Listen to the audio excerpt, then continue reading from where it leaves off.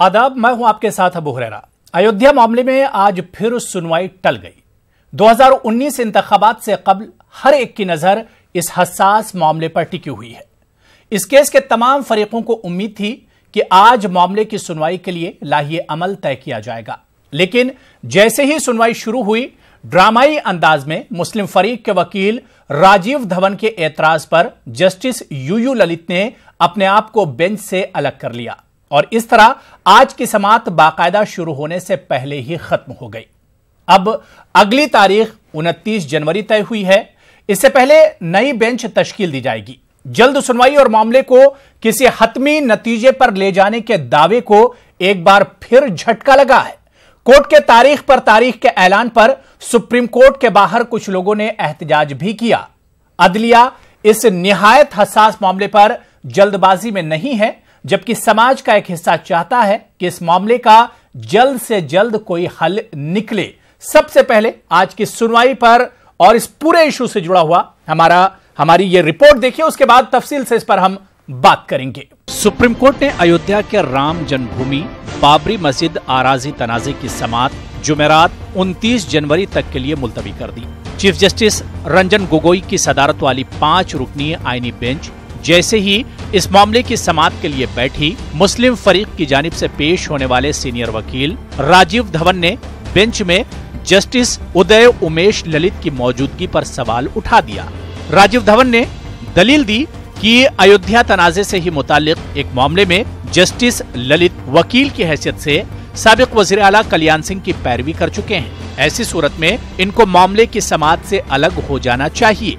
इसके बाद जस्टिस ललित ने समाअत से हटने का ऐलान कर दिया, जिसके नतीजे में जस्टिस गोगोई ने ये कहते हुए अगली समाअत की तारीख 29 जनवरी तय कर दी कि जब बेंच का जज ही इससे अलग होना चाहता है तो समाअत के लिए नई बेंच की तश्कील जरूरी हो गई है।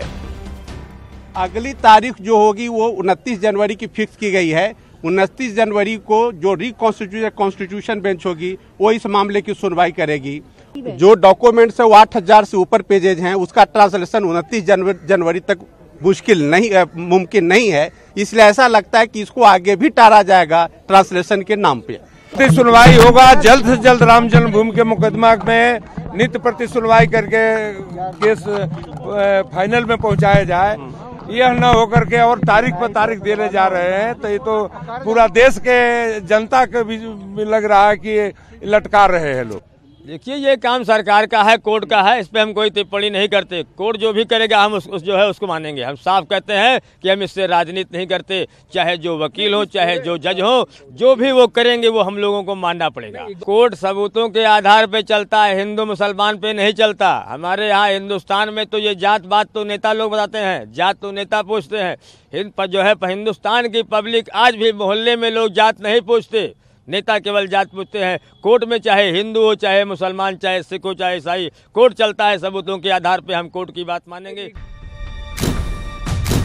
तारीख पर तारीख, तारीख पर तारीख।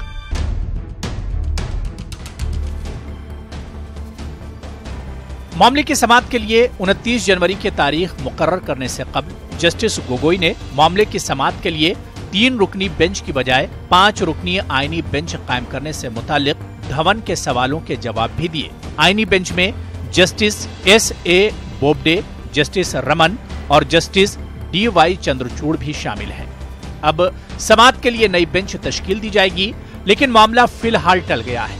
माहिरीन का कहना है कि अयोध्या मामले में इस तरह की बेंच तश्कील करना चौंकाने वाला है। अभी तक ऐसी कोई मिसाल सामने नहीं आई है जब सुप्रीम कोर्ट के एडमिनिस्ट्रेटिव ऑर्डर के जरिए आईनी बेंच की तश्कील की गई हो। अब अगली तारीख 29 जनवरी तय हुई है, लेकिन जल्द सुनवाई और मामले को किसी हतमी नतीजे पर ले जाने के दावे को एक बार फिर झटका लगा है। अदलिया इस निहायत हसास मामले पर जल्दबाजी में नहीं है, जबकि समाज का एक हिस्सा चाहता है कि इस मामले का जल्द से जल्द कोई हल निकले। Bureau report, news 18 Urdu. तो इस हसास मामले पर आज तमाम फरीकों की नजर सुप्रीम कोर्ट पर टिकी हुई थी कि 5 रुकनी बेंच क्या कुछ फैसला सुनाएगा, किस तरह से तारीखें तय की जाएंगी, लेकिन कार्रवाई शुरू होते ही एक तरह से कार्रवाई खत्म भी हो गई। सबकी नजरें आज की सुनवाई पर टिकी हुई थी, लेकिन एक बार फिर अब लोगों को इंतजार करना होगा 29 जनवरी का, जिस दिन अब अगली सुनवाई होगी और उसके लिए अगली बेंच और नई बेंच भी तश्कील दी जाएगी। आज की पूरी सुनवाई और इस पूरे मामले पर बातचीत करने के लिए मेरे साथ कुछ खास मेहमान जुड़े हुए हैं। बहुत जल्दी अपने मेहमानों का आपसे तारुफ करा दें। मेरे साथ शेष नारायण साहब जो कि सीनियर सहाफी हैं, जर्नलिस्ट हैं, जुड़े हुए हैं। आलोक अवस्थी जी हैं, स्पोक्सपर्सन हैं बीजेपी के।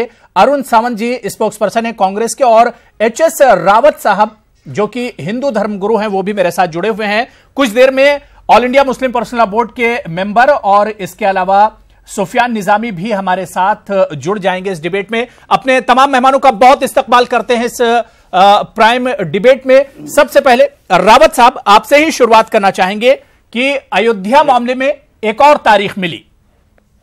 जी अबू जी, ऐसा होता है कि भगवान राम अगर ऊपर होंगे तो देख रहे होंगे, वो ये सोच रहे होंगे कि त्रेता के अंदर भी राक्षसों ने मेरा पीछा नहीं छोड़ा और यहां कलयुग में मेरा पीछा कर रहे हैं। सुप्रीम कोर्ट को चलना है संविधान और कानून के हिसाब से, बिल्कुल। और ये मामला है आस्था का। सुप्रीम कोर्ट जो फैसला करेगा वो आस्था नहीं ध्यान में रखेगा, सरकार को इसको ध्यान में रखना चाहिए, क्योंकि 100 करोड़ हिंदुओं की आस्था का मामला है और 100 करोड़ आदमियों की संविधान के साथ आस्था है। इसलिए संविधान में हमें आजादी दी गई है, हमें अपने धर्म की आजादी दी गई है, अपने मंदिर निर्माण की आजादी दी गई है। 100 करोड़ हिंदू सरकार से ये गुहार कर रहे हैं कि हमें मंदिर दे दीजिए, और सरकार चाहे तो उसको जमीन को अधिग्रहण करके दे सकती है। सरकार चाहे तो जब मेट्रो के लिए किसी के घर को अधिग्रहण कर सकती है, पेट्रोल पंप को अधिग्रहण कर सकती है, किसी फैक्ट्री को अधिग्रहण कर सकती है, तो उस डिस्प्यूटेड जगह को 100 करोड़ हिंदुओं की आस्था के लिए, हम इस पे टाइटल डिस्प्यूट पर नहीं जाना चाहते कि टाइटल डिस्प्यूट किसके लिए जाएगा। ये 100 करोड़ हिंदुओं की आस्था का मामला है, सरकार को इस पर सोचना चाहिए, और सरकार जितना जल्दी इसको मंदिर निर्माण का रास्ता कर सकती है। एचएस रावत जी, आप लोगों की नजर कोर्ट के बजाय सरकार पर टिकी है। देखिए, हम सरकार से ही प्रार्थना कर सकते हैं, हम कोर्ट से क्या प्रार्थना करेंगे इसके अंदर, क्योंकि मामला ये एक इंडिविजुअल आदमी का नहीं है, टाइटल सूट 2 व्यक्तियों का नहीं है ये, इसमें मामला है करोड़ों लोगों की, हिंदुओं की आस्था का मामला है। जिस आस्था की आप बात कर रहे हैं, आस्था तो दोनों तरफ से जुड़ी हुई है। नहीं, दोनों तरफ से नहीं जुड़ी हुई है। कारण यह है कि जो मंदिर है उसको तोड़ा गया, और ये एएसआई की रिपोर्ट है। नरसिंह राव सरकार ने 92 के अंदर एक एफिडेविट दी थी, सुप्रीम कोर्ट में कहा था कि अगर वहां पर एएसआई की रिपोर्ट के हिसाब से प्रूव हो जाता है कि वहां पर मंदिर था, तो हम निश्चित तौर पर वो सारी की सारी जमीन हम दे देंगे राम मंदिर को, और मंदिर निर्माण का रास्ता साफ हो जाएगा। वो एफिडेविट आज भी सुप्रीम कोर्ट के अंदर है। अगर सरकार चाहे, अटॉर्नी जनरल चाहे, तो सुप्रीम कोर्ट का हवाला दे करके बहस के अंदर बिल्कुल क्लियर रास्ता है। वो सरकार नरसिंह राव का फैसला है, इसलिए ये नहीं कहा जा सकता। रावत जी, जिस सरकार से आपको उम्मीद है उसने 4 साल 7 महीनों में कुछ नहीं किया, अब आखिर में क्या उम्मीद लगाए बैठे हैं आप लोग? अबू जी, ऐसा नहीं होता, ऐसा नहीं होता। आप देखिए, 3 तलाक का मामला कब से चल रहा था, किसानों का आंदोलन कब से चल रहा था, और अभी SC/ST का मामला सरकार ने संज्ञान में लिया। मोदी जी ने यह कहा था कि मेरे पास जो अपनी समस्या लेके आएगा, मैं उसका निवारण करने की कोशिश करूंगा, पार्लियामेंट के अंदर, पार्लियामेंट के बाहर। तो 100 करोड़ हिंदू सभी राष्ट्रपति साहब से भी मिले हैं, हमने रामलीला मैदान में भी वहां पर इकट्ठे होकर के गुहार किया, अयोध्या में भी गुहार किया। साधु जाहिर सी बात है कि उम्मीद पर ही दुनिया कायम है। रावत साहब, उम्मीद पर ही दुनिया कायम है। आलोक अवस्थी जी, एक उम्मीद लगाए बैठे हैं रावत साहब जैसे 100 करोड़ हिंदू जो इसे आस्था का मामला मानते हैं, और उनकी नजर आपकी सरकार पर है। देखिए, भारतीय जनता पार्टी शीघ्र अतिशीघ्र इसका फैसला चाहती है। यह मामला काफी समय से लंबित है, करोड़ों हिंदुओं की श्रद्धा और आस्था का केंद्र है। इसका तुरंत निपटारा होना चाहिए। हम चाहते हैं कि सुप्रीम कोर्ट इसको तुरंत निपटारा करे, क्योंकि न्याय में देरी एक तरीके से अन्याय ही माना जाता है, ऐसी एक कहावत भी कही गई है। बिल्कुल। तो सीधी सी बात यह है कि कौन से वो पक्ष हैं जो इस मामले को हल नहीं होने देना चाहते। आपको याद होगा कि जिस तरह कांग्रेस की सरकार थी, उन्होंने एक हलफनामा दिया था कि वहां पे राम काल्पनिक है और राम सेतु का कोई अस्तित्व ही नहीं है। तो जब एक देश की सबसे बड़ी पार्टी, जो पुरानी पार्टी है और जो शासन में रह चुकी, वो एक पक्ष ये रखती है कि राम का अस्तित्व ही नहीं था। आज हम देखते हैं सुप्रीम कोर्ट में उसी पार्टी के वरिष्ठ अधिवक्ता कपिल सिब्बल सुप्रीम कोर्ट से कहते हैं कि जो है इस मामले का निपटारा अभी मत करिए, इसको टाल दीजिए, और नहीं मानेंगे तो हम आपके खिलाफ महाभियोग लाएंगे। उन्होंने महाभियोग जो है कांग्रेस लाई भी जस्टिस को प्रेशर में लेने के लिए। तो ये कौन सी बात है, जबकि ये साफ साफ स्पष्ट हो गया है उच्च न्यायालय के निर्णय में कि वहां पे 733 ईस्वी का बना हुआ मंदिर था। आलोक अवस्थी जी, आप लोगों के सामने तो और भी ऑप्शन है, ऑर्डिनेंस का ऑप्शन है, और आपके साधु संत मांग कर रहे हैं, एचएस रावत साहब मांग कर रहे हैं कि भाई ऑर्डिनेंस क्यों नहीं लाते हैं? अगर ये मामला कोर्ट में लटका हुआ है तो ऑर्डिनेंस का ऑप्शन है आपके पास, जिसे पीएम ने खारिज कर दिया पहले ही।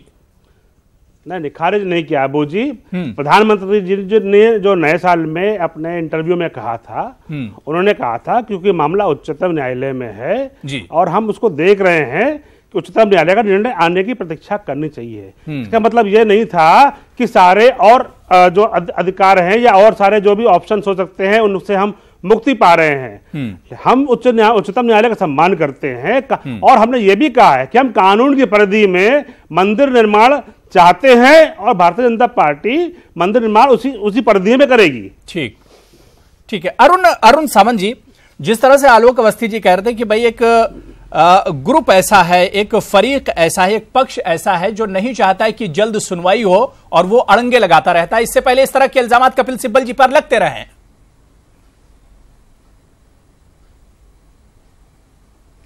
वो ग्रुप दूसरा तीसरा और कोई नहीं तो बीजेपी का ही ग्रुप है। सुप्रीम कोर्ट ने इसके पहले भी स्पष्ट रूप से कहा है कि इसका जो भी फैसला है वो आप कोर्ट के बाहर कर सकते हैं। फिर भी भारतीय जनता पार्टी ये करना नहीं चाहती। अध्यादेश का अस्त्र उनके हाथ में है, फिर भी उसका वो इस्तेमाल नहीं कर रहे हैं। राष्ट्रपति उनका है, धारा 123 के अंदर उसका फायदा लेकर राष्ट्रपति उसको पारित कर सकते हैं, लेकिन फिर भी राष्ट्रपति उनका, राज्य सरकार उनकी, केंद्र सरकार उनका, फिर भी इन लोग उसको टालने की कोशिश कर रहे हैं। 2014 में राम के नाम पर इन लोग जीत के आए, अभी 2019 में भी उन्होंने वही राम का नाम लेना शुरू किया है, और ये दूसरा तीसरा ग्रुप कोई नहीं तो बीजेपी का ग्रुप ही जानबूझ के इसको टालने की कोशिश कर रहे हैं। ठीक है, शेष नारायण जी, अब तमाम लोगों को सुनने के बाद इस नतीजे पर पहुंचे हैं कि अगर अयोध्या मामले को हम शुरू से ही देखते हैं तो यह मामला जितना धार्मिक नजर आता है उतना ही राजनीतिक भी नजर आता है।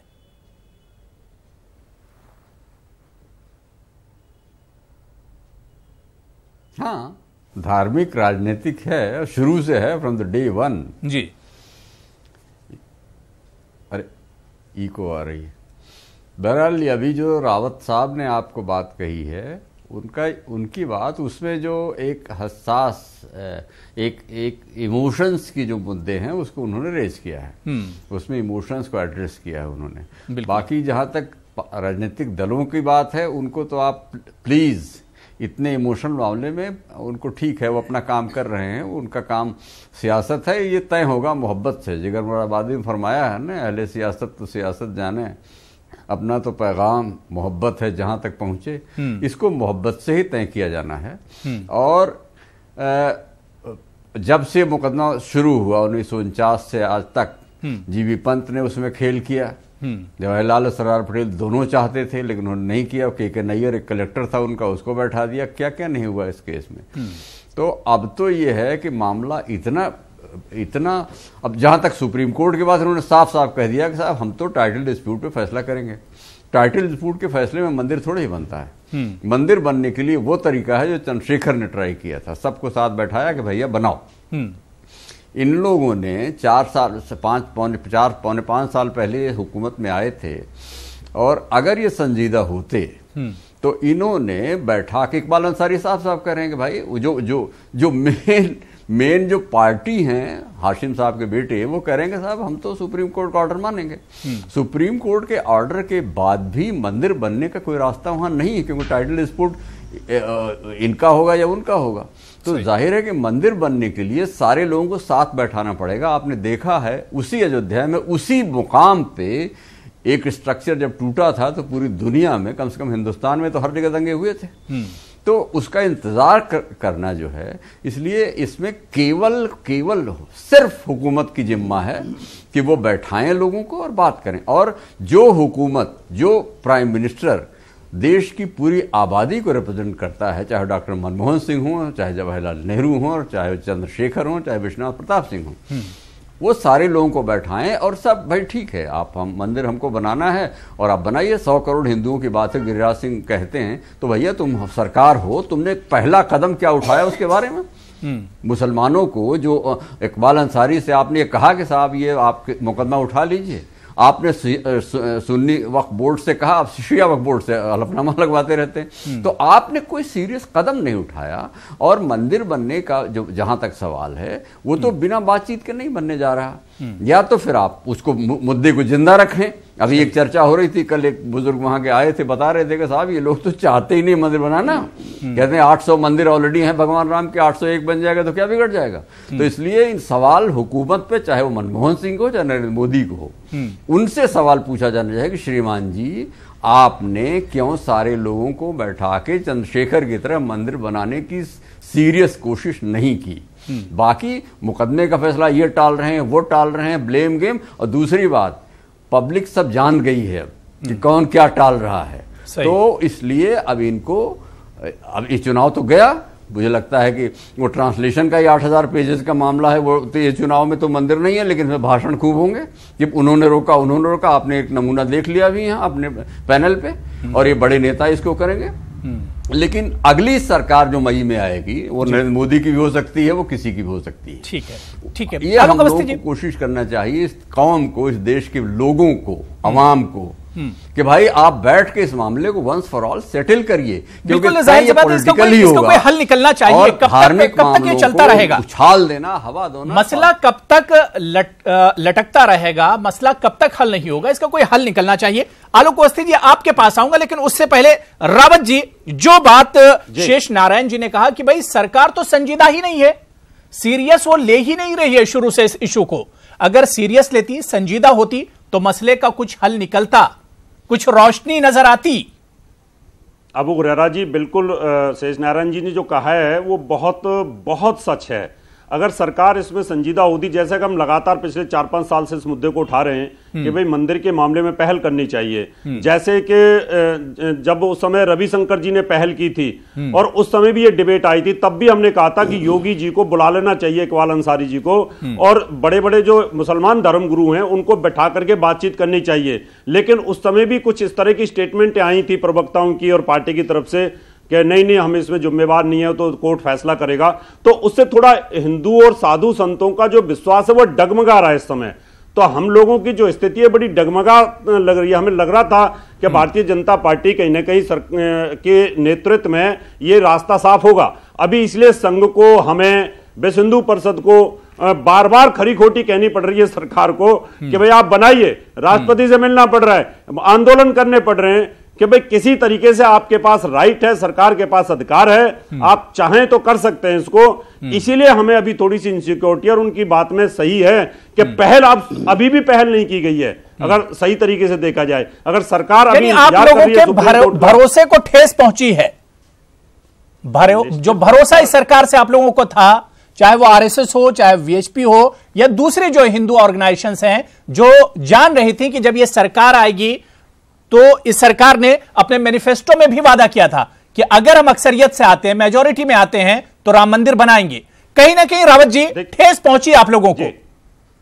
नहीं, ये नहीं तो ऐसी बात अगर ना होती तो भागवत जी को ये क्यों कहना पड़ता, और विश्व हिंदू परिषद ये बात क्यों लेती, और सारे साधु संत हमारे अब 31 जनवरी को 30-31 जनवरी को कुंभ में धर्म संसद हो रही है, उसमें फैसला लेंगे कि भाई क्या करना है। अब हम इतना क्यों फिर सरकार के सामने गिड़गिड़ाते, हाथ क्यों जोड़ते? हम तो इसलिए कह रहे हैं कि आपके रहते हुए अगर ये मंदिर निर्माण का रास्ता किसी तरीके से निकलता है तो हम खुश होंगे। राम भक्त हैं, हम तो चाहते भगवान राम टेंट में ना रहें, लेकिन इसके लिए सरकार को ही पहल करनी पड़ेगी।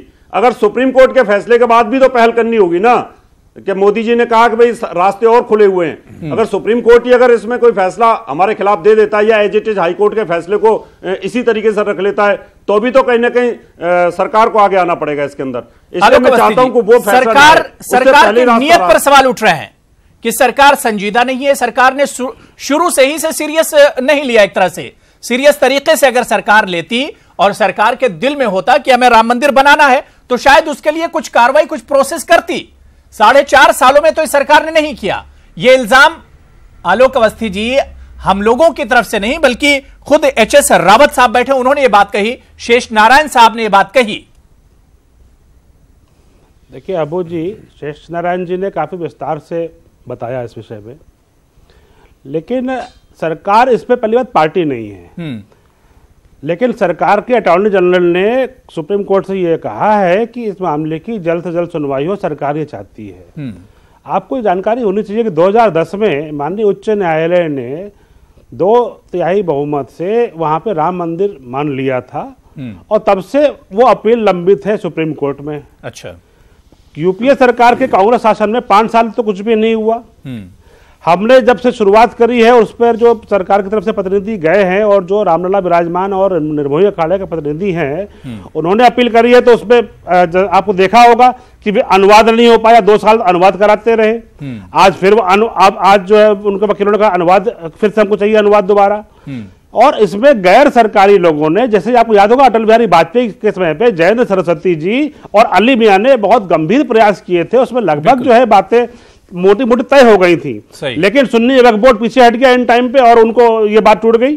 इसी अभी आप देख लीजिए, जब जस्टिस केहर ने कहा कि हम मध्यस्थता करने के लिए तैयार हैं और ये हिंदू मुसलमान बैठ करके तय कर लें, सुन्नी वक्फ बोर्ड ने सबसे पहले कहा कि नहीं, हम मध्यस्थता स्वीकार नहीं करते, हमको उच्चतम न्यायालय का जो है निर्णय स्वीकार होगा।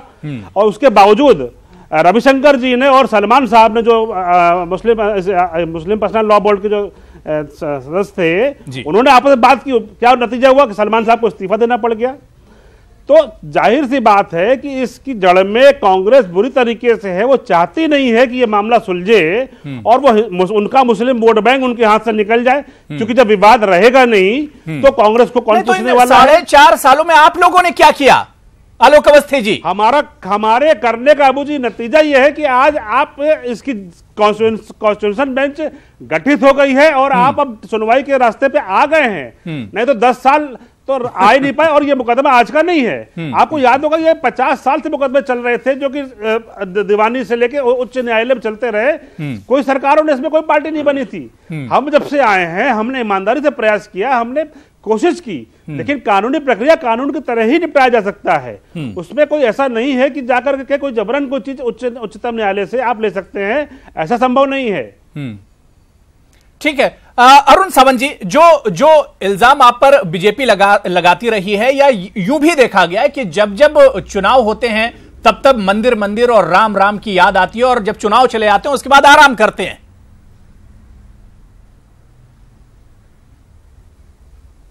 देखिए, ये जो अवस्थी जी, आलोक अवस्थी जो अभी कह रहे थे, वो पूरी तरह झूठ बात है। सरकार की नीयत खोटी है, क्योंकि मेजॉरिटी होने के 2/3 मेजॉरिटी होने के बावजूद भी अगर ये सरकार 4.5 साल तक चुप रहती तो ये मामला मतलब क्लियर है कि सरकार की नीयत नहीं है कि यहाँ पर मंदिर बने। कपिल सिब्बल भारतीय जनता पार्टी के सदस्य नहीं है, काफी प्रयास हमने किए। कपिल सिब्बल भारतीय जनता पार्टी के नेता नहीं है, आपके मुख्य सलाहकार हैं राहुल गांधी जी के, और आपके मंत्री रह चुके हैं।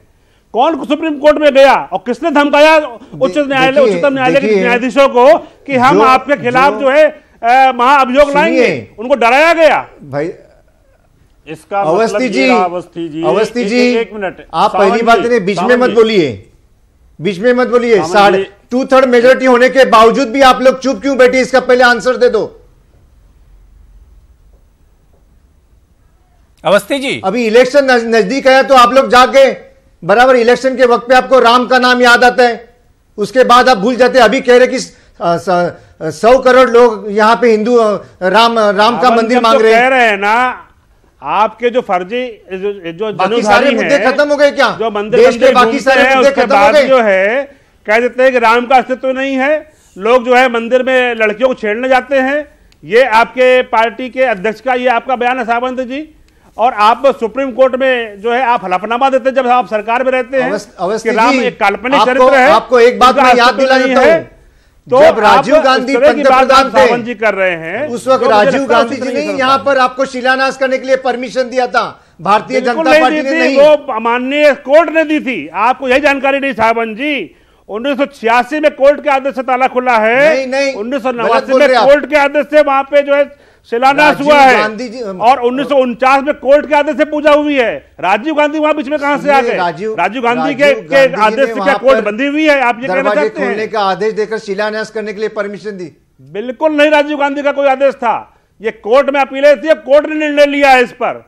आप कहते हैं कि कांग्रेस के शासन में कांग्रेस के जो प्रधानमंत्री थे वो कोर्ट को आदेश देते थे, क्या कोर्ट कांग्रेस का आदेश मान करके निर्णय देती है? आप जुडिशरी पे क्वेश्चन उठा रहे बहुत बड़ा, ये संभव नहीं है सावंत जी। अवस्थी जी, बीजेपी वाले पहली बात नहीं, कभी सच बोलते नहीं। आज आपके हाथ में सब कुछ होने के बावजूद भी अध्यादेश से आप दूर क्यों भाग रहे हैं, उसका मुझे जवाब दे दो। सावंत जी, देश में 60 साल आपने राज किया, हिंदू मुसलमान को बांट के देखा। आज जब माननीय उच्चतम न्यायालय इसको सुनवाई कर रहा है तो उसमें आप रोज नए नए पेश लगाते हैं, अपने वकीलों को खड़ा करते हैं, सुन्नी वक्फ बोर्ड के वकील खड़े होते हैं। मैं मौलाना सुफियान निजामी साहब भी हमारे साथ जुड़ गए हैं, स्पोक्स पर्सन है फिरंगी महल लखनऊ के, वो भी हमारे साथ जुड़ गए। मौलाना सुफियान निजामी साहब, आपका भी बहुत इस्तकबाल करते हैं न्यूज 18 उर्दू में। सुफियान निजामी साहब, एक बार फिर इंतजार करना पड़ेगा 29 जनवरी का। आज सबकी निगाहें कोर्ट पर थी कि प्रोसेस शुरू होगा, तारीखें तय होंगी सुनवाई की, लेकिन फिर सुनवाई टल गई।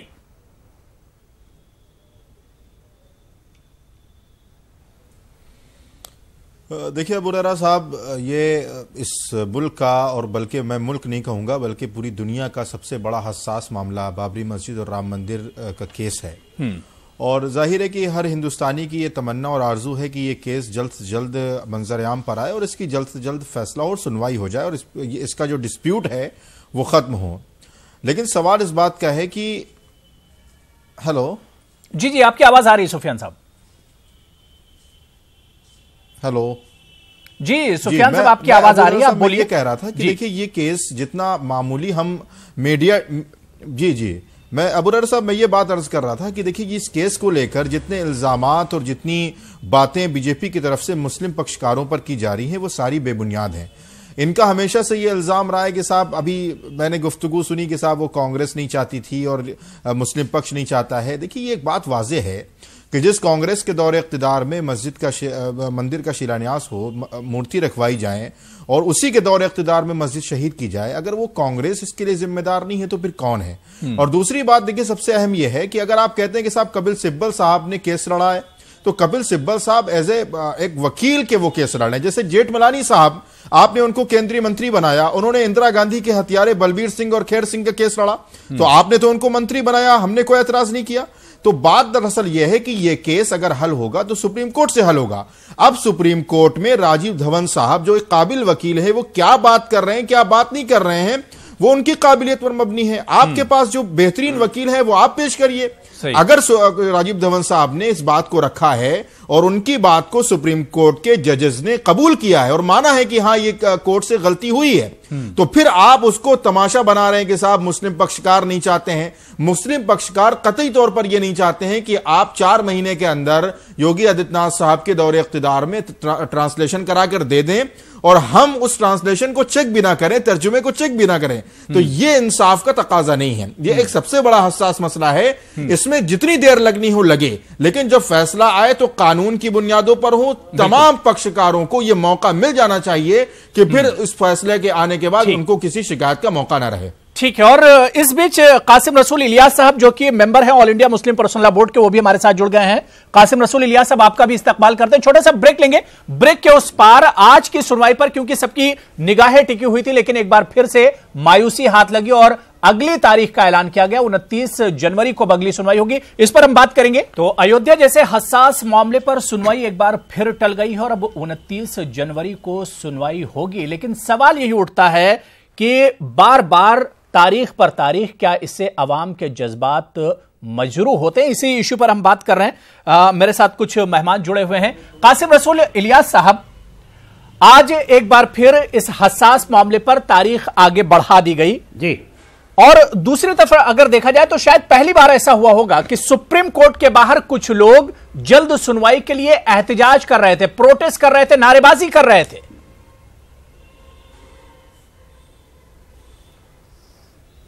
देखिए, ये बहुत गलत हुआ है।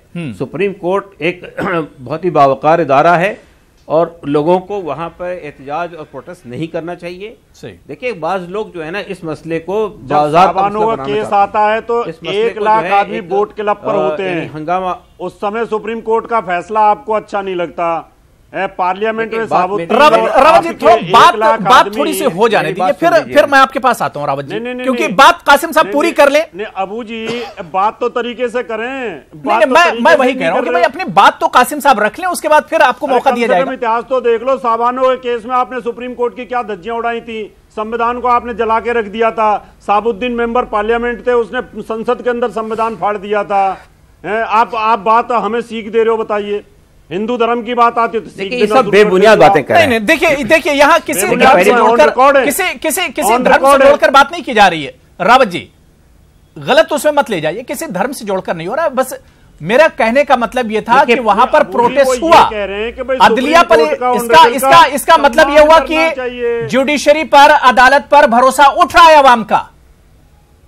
कासिम साहब, बात पूरी कर लीजिए आप। इलियासी साहब ये कह रहे हैं अबू जी कि भाई देखिए, पहली बात तो ये है, ऐसा नहीं करना चाहिए था।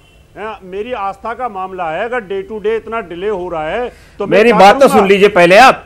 रावत जी सुन लीजिए, मुझे फिर बात करने का मौका तो दीजिए जनाब जी। गलत बात कह रहे हैं, बोलिए आप, बोलिए। देखिए, पहली बात तो यह अबू हुरैरा साहब, पहली बात तो यह है जी कि शाबानू का जो रेफरेंस दिया जाता है, ये फैसला आने के बाद हमने उस फैसले पे एतराज किया। सुप्रीम कोर्ट के किसी फैसले पे एतराज करने का हर आदमी को अधिकार हासिल है, लेकिन उसके बाद उस सिलसिले में कानून पार्लियामेंट से बना है।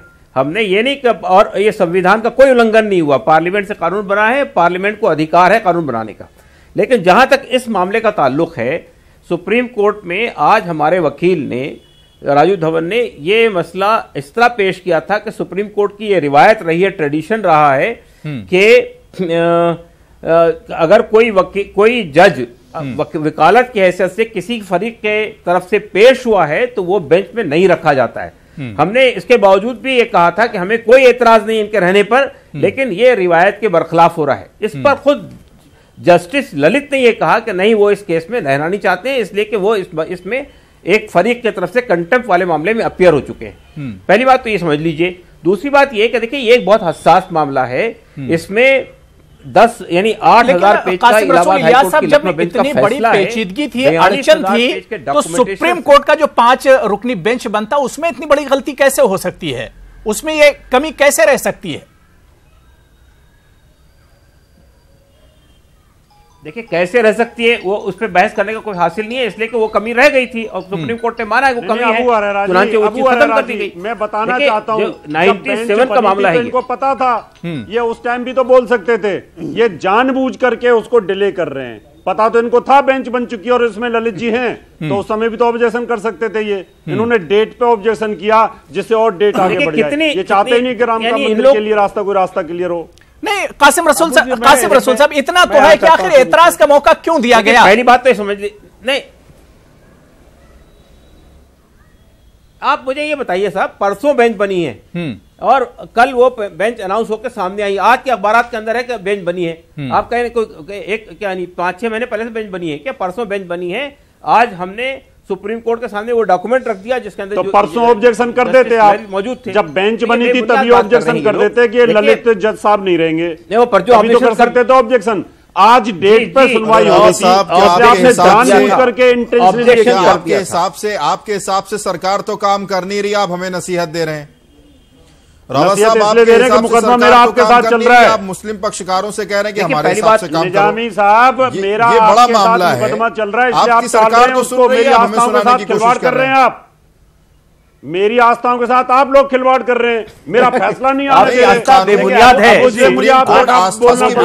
चलता है। माफ कीजिएगा, आलोक अवस्थी जी के पास जाएंगे, कुछ आलोक चलता है। आपकी आस्था या हमारी आस्था से नहीं चलता है, मेरी आस्था है। और आप सोचते हैं कि मेजॉरिटी की बुनियाद पर फैसला करा लें, तो ये आपकी भूल है। 100 करोड़ हिंदू की आस्था के लिए आप ये मुल्क आस्था की बुनियाद पर नहीं चलता है। ये मुल्क रावत जी आऊंगा, लेकिन आलोक अवस्थी जी के पास जाना चाहूंगा। आलोक अवस्थी जी जल्दी से अपना जवाब दीजिए। की बुनियाद पर चलता है, सुप्रीम कोर्ट ने ये बात समझ लीजिए और जहन में बैठा लीजिए। यह आस्था की बुनियाद पर नहीं, कानून की बुनियाद पर चलता है। नहीं, ठीक है, निजामी साहब और रावत जी, मैं दोनों के पास आऊंगा, दोनों के पास आऊंगा। आपको माननी पड़ेगी, कोर्ट की बात वाज़ेह कर चुका है। रावत जी मैं आता हूं आपके पास। एचएस रावत जी, मैं आ रहा हूं, आपको टाइम दे रहा हूं। आलोक अवस्थी का जवाब ले लूं, मैं फिर आपके पास ही आ रहा हूं। जी आलोक अवस्थी जी, जल्दी से जवाब दीजिए। अबू साहब जी, अरे उस वक्त कहां थे रावत साहब जब निजामी साहब जो वकील ने आज वहां पर राजीव धवन ने जो ऑब्जेक्शन किया, आप जैसे उसके जनाजे में घूम रहे, बात तो सुनिए रावत जी। देखिए, बीच में बोलेंगे तो बात दे रहे हैं, डिबेट का कुछ हल नहीं निकलेगा, कोई नतीजा नहीं निकलेगा इस डिबेट का। निजामी साहब एक बार शांत रहेंगे, मैं बताता हूँ। देखिए, जल्दी से बताइए अवस्थी जी, फिर रावत जी आपके पास आते हैं। कोर्ट के जो मुस्लिम पक्षकारों के वकील ने आज वहां पर आपत्ति की है, वो बिल्कुल आपत्ति के लायक नहीं था। बताता हूं क्यों। पहली बात, कल्याण सिंह जी उस मुकदमे में पार्टी नहीं है। 2.66 एकड़ का जो विवाद चल रहा है, उसमें भारतीय जनता पार्टी कहीं से पार्टी नहीं है। और यूयू ललित साहब ने कल्याण सिंह का केस लेकर वो कोर्ट में गए थे, इस वजह से उन पर एतराज किया गया। मैं बात अभी कासिम रसूल इलियास साहब ने बात साफ कर दी है, क्योंकि सेंटेंस तो पूरा होने दीजिए। जी, मेरा सेंटेंस तो पूरा होना चाहिए अबू साहब जी। कल्याण सिंह जी की अपील में वो वकील बात तो ये कि ये जब कंटेम्प्ट हुआ कल्याण सिंह जी के ऊपर, अबू जी जब कंटेम्प्ट हुआ कल्याण सिंह जी के ऊपर एज ए मुख्यमंत्री की, आपने सुप्रीम कोर्ट में हलफनामा गलत दिया था, तब यूयू ललित जी गए थे। लेकिन यूयू ललित जी राम जन्मभूमि मंदिर के पक्षकार नहीं थे, वो कल्याण सिंह जी के कंटेम्प्ट की उस पर वो गए थे, ना कि वो कल्याण सिंह जी वहां पे कोई पक्षकार थे उस मंदिर के वहां पर जो है विवाद में। ठीक है, सीधी सी बात ये है, मुस्लिम पक्षकार नहीं चाहते कि इसका निर्णय न्यायालय दे, और कोई ना कोई हरकंडा ऐसा अपनाते हैं जिससे कि वहां पर निर्धारण ना हो। आप याद करिए, जस्टिस मिश्रा थे तो इन्होंने उसके क्या कहते हैं व्याकरण करने के उसमें कि हम उसका ट्रांसलेशन चाहते हैं, 1.5-2 साल निकाल दिए। और आज फिर जब बेंच गठित हो गई डे टू सुनवाई करने के लिए, आज फिर कहते हैं कि साहब हमको जो है उसका तर्जुमा करके दिया जाए। ये भाई 4-4 बार तर्जुमा किस तरह का होता है, ये साफ साफ इशारा करता है कि ये चाहते नहीं है कि इसको मामले को जल्दी हल हो और कानूनी रूप से इसको फंसा के रखा जाए। जी निजामी साहब जी, बहुत बेबुनियाद बातें इसके अंदर ला रहे हैं ये। अबू रहरा साहब एक बड़ी अच्छी मिसाल है, बहुत हमारे यहाँ मशहूर है कि नाच ना आवे आंगन टेढ़ा। अब ये कुछ कर तो पा नहीं रहे हैं, इन्होंने जो वादे किए थे वो भी नहीं पूरे कर पा रहे। कानून बनाने की जो यहाँ के उप मुख्यमंत्री साहब बार बार, केशव प्रसाद मौर्य साहब बार बार कहते थे, प्रधानमंत्री ने वो भी सारा इनका बनाया हुआ एजेंडा सब धराशायी कर दिया। तो अब इनके पास कुछ नहीं है, ये कांग्रेस पर, मुस्लिम पक्षकारों पर इल्जाम लगाएंगे, क्योंकि जवाब इनको देना है। इन्होंने कुछ नहीं किया है, जो वादे इन्होंने किए थे। इसका जवाब रावत साहब से भी हम देते हैं। रावत साहब, क्या वाकई में ये सरकार जज्बात से खिलवाड़ कर रही है? रावत साहब, क्योंकि आप लोगों से वादा किया था सरकार ने 4.5 साल पहले कि अगर हम इख्तियार में आते हैं, मेजॉरिटी में होंगे, तो राम मंदिर अयोध्या में बनेगा। इसको बेवकूफ बना रहे हैं भाई। रावत साहब, अभी निजामी साहब कह रहे थे कि ये देश संविधान से चलता है, और इस देश में जब मेरी आस्था का मामला आता है तो इनको देश संविधान नजर आता है, जब शरीयत के कानून की बात आती है तो इनके कुरान के हिसाब से चलेगा। हटा लो ना, वहां पर देश की मुख्य धारा में आ जाओ, कॉमन सिविल कोड लेके आओ, साथ रहिए ना, खत्म करिए ना शरीयत कानूनों को, फिर पता चलेगा कि आप कितने देशभक्त हो। जब मेरी आस्था का मामला आता है तो देश इमोशन से नहीं चलेगा। जब आपके ऊपर बेबुनियाद बातें उठा रहे हैं, निजामी साहब पहले अपने गिरबान में जाके अपने गिरबान में जाके मत दीजिए। आपको मेरी आस्था नहीं आती, आपको अपना शरीयत कानून पर अमल करने का पूरा इख्तियार दिया है। और आप तो मुझे भी अधिकार दिया, मुझे राम मंदिर का बनाने का अधिकार दिया है। आस्था की बुनियाद पर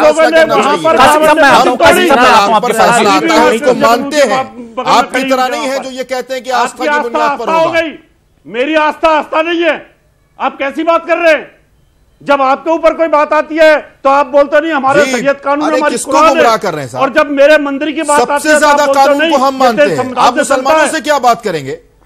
सबसे ज्यादा कानून को हम मानते हैं, और जो आप लोगों ने बीजेपी के साथ लोगों को बेवकूफ बनाया है, आपको जवाब देना है। ठीक है रावत जी, बात पूरी हो गई। रावत जी बात पूरी हो गई। निजामी साहब बात पूरी हो गई। कासिम रसूल इलियास साहब, सवाल यहाँ पर यह उठता है कि बार बार जो तारीख पर तारीख मिलती है, क्या इससे आवाम के जो जज्बात होते हैं क्या उन्हें ठेस नहीं पहुंचती है? देखिए, पहली बात तो ये समझने की कोशिश की, अवाम के जज्बात एक तरफा नहीं है, हमारे भी जज्बात इससे जुड़े हुए हैं। दूसरी बात ये है कि ये केस जो है कॉम्प्लिकेटेड केस है। 8,000 पेज का इलाहाबाद हाईकोर्ट की लखनऊ बेंच का जजमेंट है, 42,000 पेज के डॉक्यूमेंटेशन है, जिसमें से यानी 19,000 पेज के डॉक्यूमेंट पे इन पार्टियों ने रिलाय किया है, उसका तर्जुमा हुआ है। तो जाहिर बात है, और इसमें 14 पार्टियां हैं, तो ये छोटा सा केस नहीं है कि आज तय हुआ और कल तय हो जाएगा। और इसमें ऐसे कई सवाल आएंगे, दरमियान में भी बहुत सारे ऐसे इशू उठेंगे। तो ये कहना कि आज आप बेंच बनाइए और कल फैसला दे दीजिए, ये बिल्कुल गलत बात है। जो लोग ये कह रहे हैं, कोर्ट अपना वक्त लेगी और सब पहलुओं पे गुफ्तगू होगी। और कोर्ट ये बात वादे कर चुकी है कि हम फेथ के बुनियाद पे नहीं, आस्था के बुनियाद पे नहीं, टाइटल के बुनियाद पे फैसला करेंगे। तो ये बेबुनियाद बातें उठा रहे हैं कि हमारी आस्था है और हमारा मसला है। ये आस्था का इशू है ही नहीं, ये टाइटल का केस है। सरकार से गुहार कर रहे हैं, हमने वोट सरकार को दिया, सुप्रीम कोर्ट को वोट नहीं दिया हमने। हम सरकार से कह रहे हैं तो सरकार से कीजिए ना, आप अधिग्रहण करो। आप सरकार को पता है कि एएसआई की रिपोर्ट के हिसाब से मंदिर तोड़ा था, वहां मंदिर तोड़ करके मस्जिद बनाई थी। आज भी मथुरा के अंदर मस्जिद खड़ी हुई है, आज भी काशी में मस्जिद खड़ी हुई है। नहीं, लेकिन रावत साहब जब परेशानी, रावत साहब आपको शिकायत जब सरकार से है, तो सरकार के यहां पर प्रवक्ता आलोक अवस्थी जी बैठे, आपने एक बार भी उनको नहीं कहा कि भाई आलोक अवस्थी जी ऐसा क्यों नहीं हुआ? परेशानी सरकार से है ना भाई, सरकार आपको ठग रही है। जैसे विद्वान आदमी अगर ये बात कहते हैं कि मेरी आस्था नहीं, मेरी आस्था के मामले पे तो वो बोलते हैं कि नहीं सुप्रीम कोर्ट से होगा, संविधान से होगा। जब इनकी आस्था की बात आती है तो ये अड़ जाते हैं कि नहीं हमें राइट है, संविधान ने राइट दिया तो इनको दिया तो मुझे भी दिया राइट। देखिए इसमें जो है 7 ईस्वी में वहां पर मंदिर सुप्रीम कोर्ट को बाबर जो उज्बेकिस्तान से, अरे भाई सुनिए रावत जी, उज्बेकिस्तान से जो बाबर आया था, बाहर से आता था ही, उसने आकर के उस मंदिर को विध्वंस करके वहां पर अपनी जो है मस्जिद तामीर की, जिसका आज ये बात कहते हैं।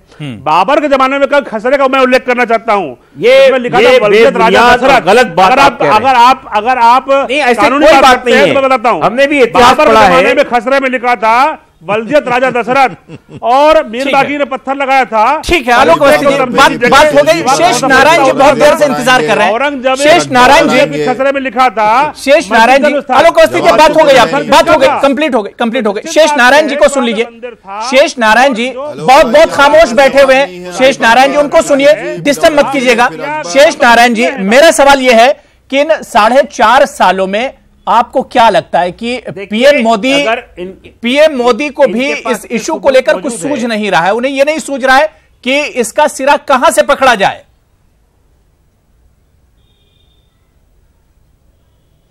नहीं, अब पीएम मोदी को सूझ नहीं रहा है ये कहना तो मेरे ख्याल से मेरे लिए मुनासिब नहीं होगा। वजीर आजम हैं, पूरी हिंदुस्तान के प्राइम मिनिस्टर हैं, तो वो जो सूझ रहा वो कर रहे होंगे, लेकिन जो दिख रहा है वो उस पर बात की जानी चाहिए। ये आज ये इनकी किसी की आस्था यहाँ है, किसी की आस्था वहाँ है, तो ये आस्था है क्यों? सवाल ये है कि बुनियादी मुद्दे कहाँ हैं।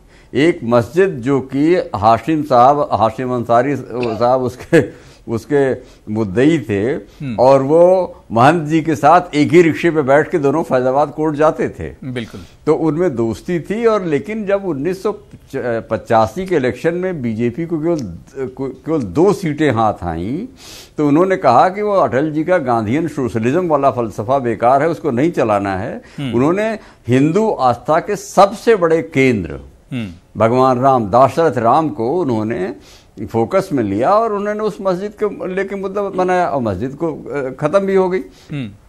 और उसमें ये कुछ उस वक्त के जो मुसलमान सूबेदार थे, उन भाई लोग खेल गए। असली खेल यह है कि मुसलमानों को आइसोलेट करके हिंदुओं को इकट्ठा करने की सियासी खेल था ये। और इसको हर मुसलमान को, हर समझदार आदमी को समझना चाहिए था। लेकिन आज मामला इतना बिगड़ गया है और इसमें जो भी लीडर होगा वो कोई तिकड़मी नेता के बस का नहीं है।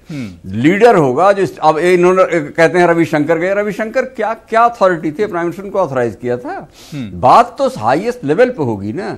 इस देश का प्रधानमंत्री हमारी सबकी मुश्तरका आस्था का चौकीदार है। उसको हिंदुओं के, मुसलमानों की, सबकी आस्था की हिफाजत करनी पड़ेगी और ये उसका ब्रीफ है, उसकी ड्यूटी है।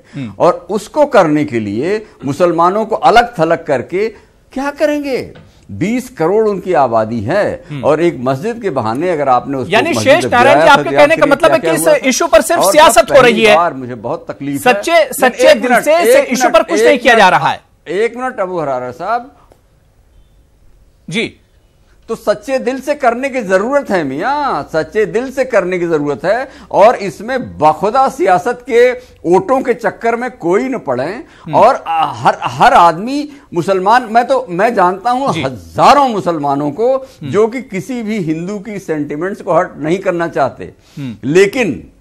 लेकिन अगर आप उनको ब्रांड करेंगे, अब यहां पे बैठे हुए हैं 2 लोग, इनको डायरेक्ट, रावत मेरे दोस्त हैं, मेरे साथ हम लोग कई बार साथ बैठे हैं। आप बराए मेहरबानी रावत साहब हर मुसलमान को अपना दुश्मन मत बनाइए। वो असली दोस्त भी वही होते हैं और होते हैं।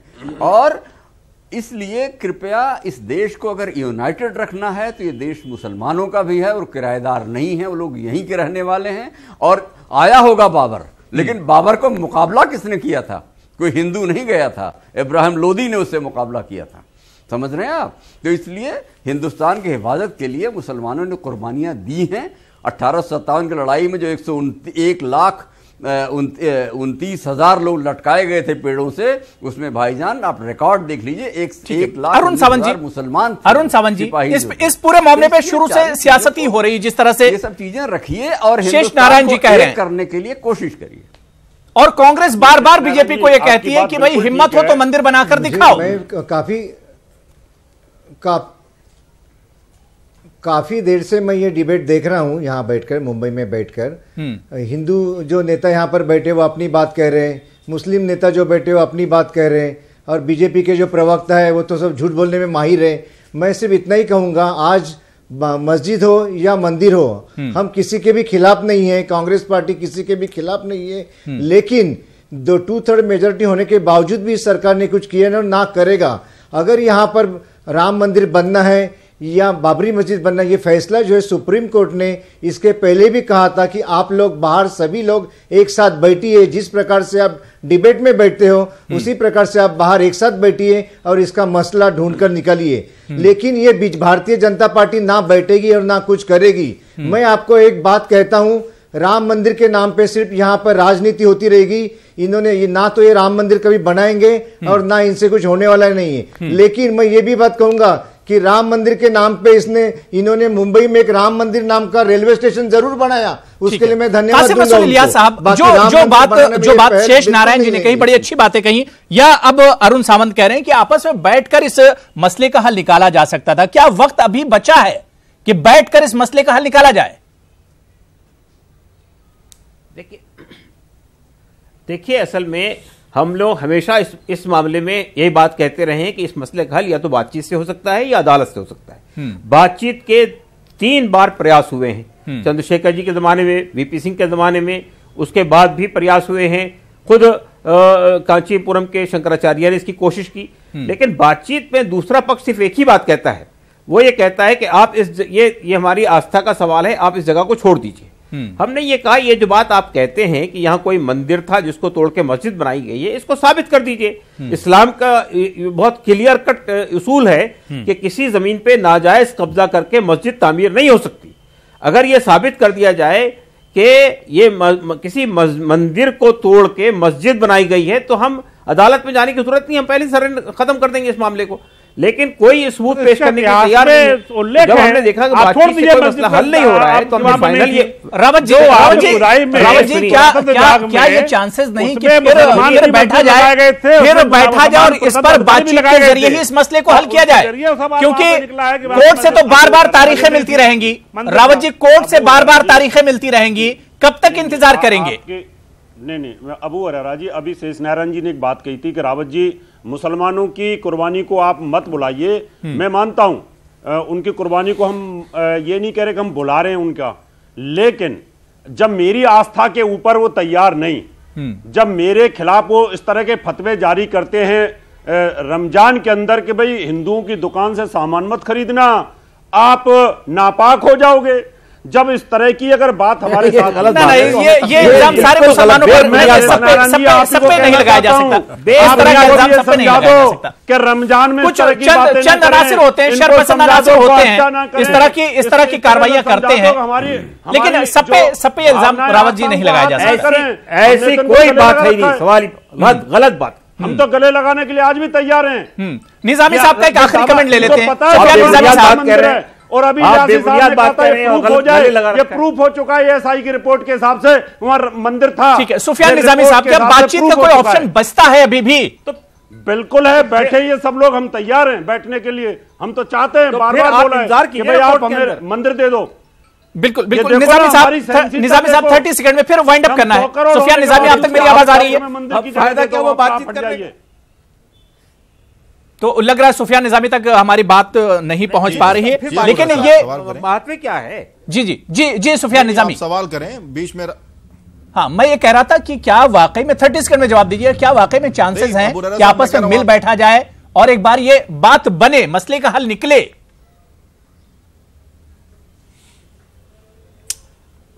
देखिए, मुझे अगर जिस तरीके की गुफ्तगू अभी तक हो रही है और जिस तरीके की बातें अभी पिछले रविशंकर साहब श्री रविशंकर साहब जब ये लेकर चले थे पूरा मामला, तो उस वक्त मुझे लगता है कि ये सब चीजें फाइनल हो गई हैं। अब मुझे लगता है कि इसका जो हल होना है वो सुप्रीम कोर्ट से होना है, क्योंकि जब आप गुफ्तगू करते हैं तो मुख्यमंत्री साहब कहते हैं कि नहीं, जो फैसला होगा वो सुप्रीम कोर्ट से होगा। हमारे जो उप मुख्यमंत्री हैं वो कहते हैं कि साहब इस पर हम कानून बनाएंगे, अगर आपको मस्जिद बनानी है तो आप सरयू के बाहर जाकर बनाएं। तो आप इन सारी बातों को देखकर आप क्या कहेंगे? बिल्कुल जाहिर सी बात है कि एक हसास मामला, इस पर दिल थाम कर बैठना चाहिए और इंतजार किया जाना चाहिए, क्योंकि अदलिया भी जानती है कि यह हसास मामला और इसमें जल्दबाजी करना अच्छी बात नहीं है। बहुत बहुत शुक्रिया कासिम रसूल, इलियास साहब, शेष नारायण जी, एच.एस. रावत जी, आलोक अवस्थी जी, सुफियान निजामी साहब और उनसावंत साहब, सभी का मेरे साथ जुड़ने के लिए बहुत बहुत शुक्रिया। तो प्राइम डिबेट में फिलहाल इतना ही। आदाब।